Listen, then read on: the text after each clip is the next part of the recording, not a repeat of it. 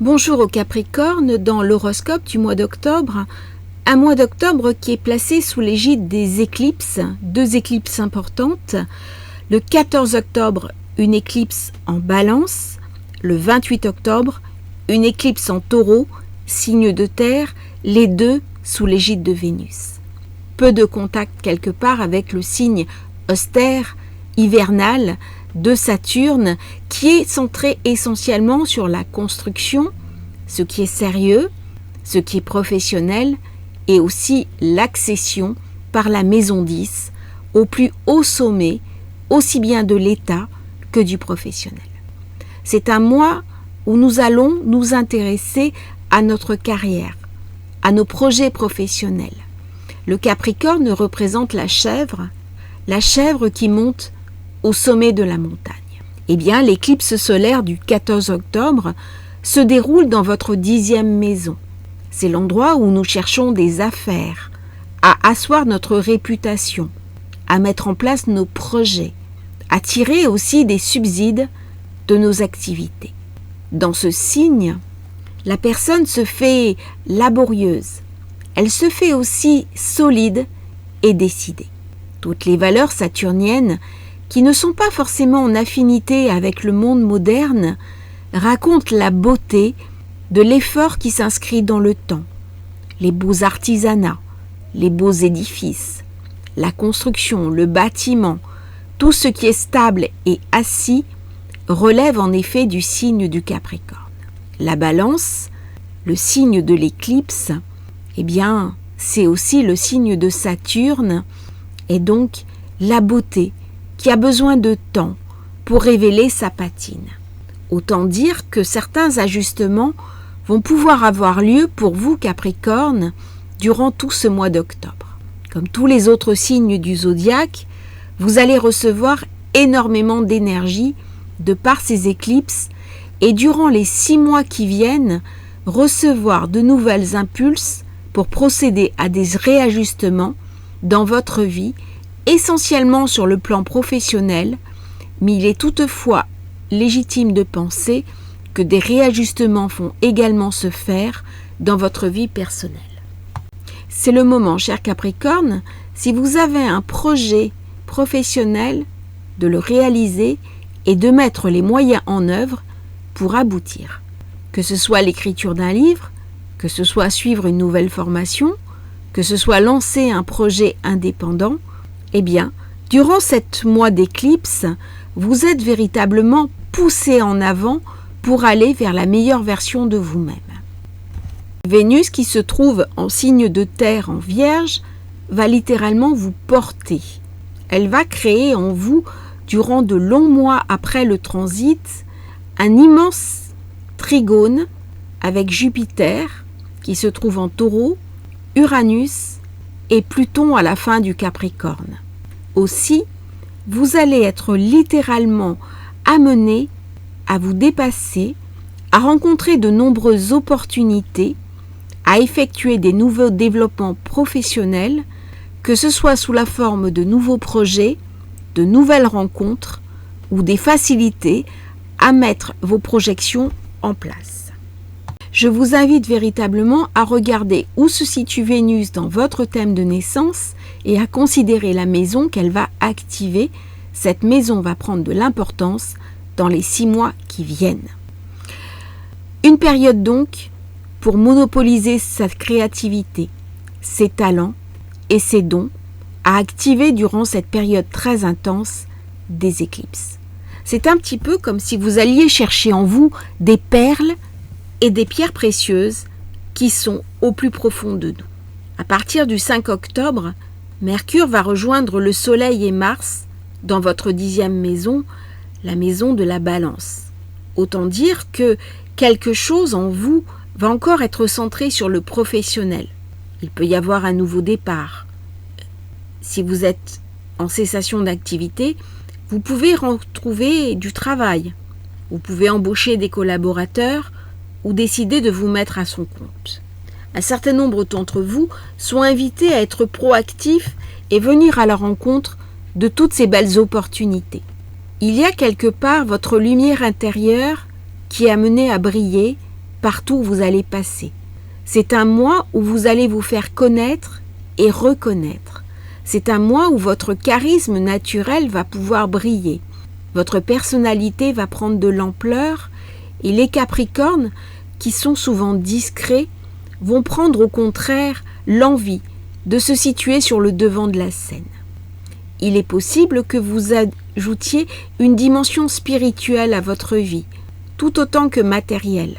Quelque part, le mois va être facile, un peu plus léger, et vous allez vous sentir habité par de nouvelles forces en présence. C'est un mois pour sourire, accepter la joie, se faire plaisir et rencontrer son enthousiasme. Vous êtes invité, vous Capricorne, parfois un peu trop sérieux, à redevenir un enfant et vous connecter avec la joie première de l'enfant. Quelque chose en vous qui a besoin de s'émerveiller et de savoir pourquoi vous êtes vivant.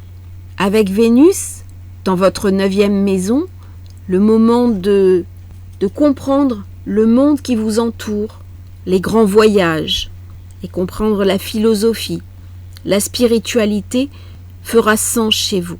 Vous pouvez tomber amoureux de quelqu'un d'étranger, vous pouvez retrouver une âme sœur, ou être en amitié avec une personne avec qui vous partagez une connexion particulière.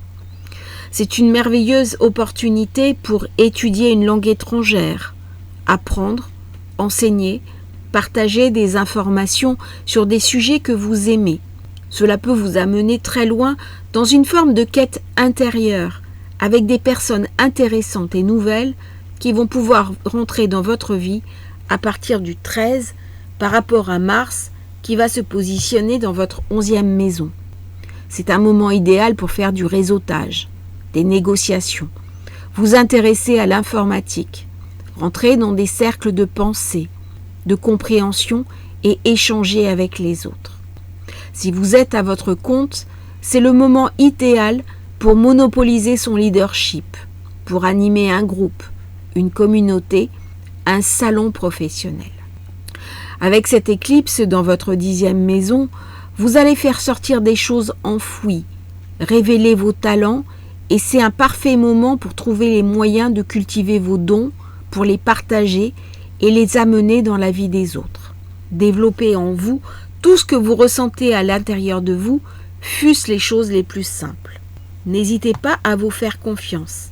Quelque part, toute l'énergie des éclipses va vous pousser et vous soutenir.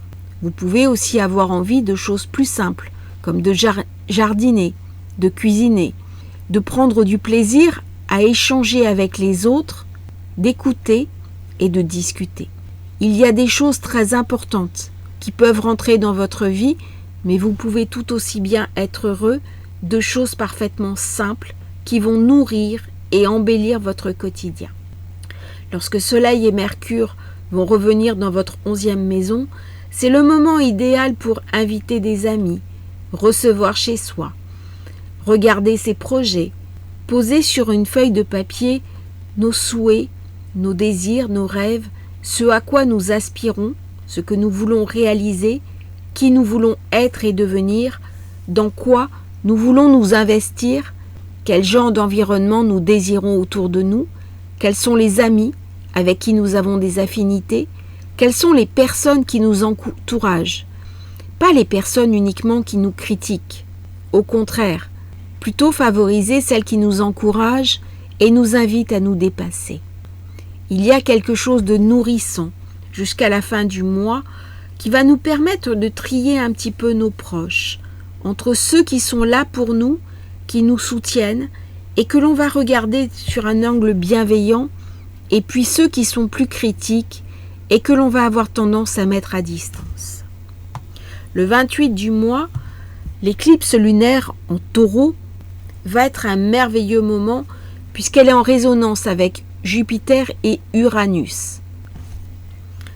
Dans le signe de terre, on va avoir envie de penser à ses enfants, à sa famille, avec le divertissement.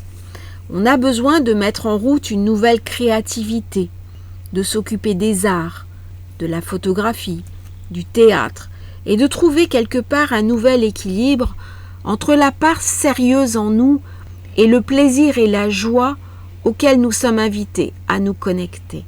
Une partie de nous est parfois trop sérieuse, trop ancrée dans le travail, et nous avons du mal à trouver l'équilibre entre ce besoin financier, ce besoin d'assurer une subsistance à notre famille et nos propres aspirations personnelles.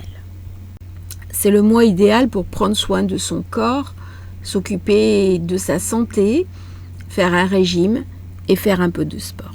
Saturne, votre planète maîtresse, se trouve en Poisson, un signe qui a tendance à être évanescent, connecté avec le sacré. Vous pouvez vous sentir un petit peu perdu à certains moments parce que les choses ne sont pas aussi stables que ce que vous aimeriez. N'oublions pas que le Capricorne a besoin de se poser, de mettre les pieds dans la terre. Et quelque part, la présence de Saturne en Poisson le rend plus dissous, plus évanescent. Aussi, votre besoin profond de sécurité, non seulement pour vous-même et pour les autres, peut se trouver mis en difficulté, comme amoindri. Aussi, vous pouvez être amené à chercher désespérément une stabilité fugace qui, au fond, n'existe que dans votre imaginaire. Le monde lui-même change sans cesse, et durant cette période de Saturne en Poisson, vous êtes invité à comprendre l'impermanence du monde. En faisant cela, vous vous connecterez ainsi avec les sagesses anciennes, un élément très important de Saturne et du Capricorne. Pour encore quelque temps, Pluton est toujours en Capricorne. Il amène une forme d'insatisfaction, de difficulté et aussi de transformation. Saturne en Capricorne aura amené du fil à retordre à ce signe très terrien qui a besoin de mettre les pieds sur terre. Mais, dans le signe du Capricorne, Pluton amène aussi une profonde richesse.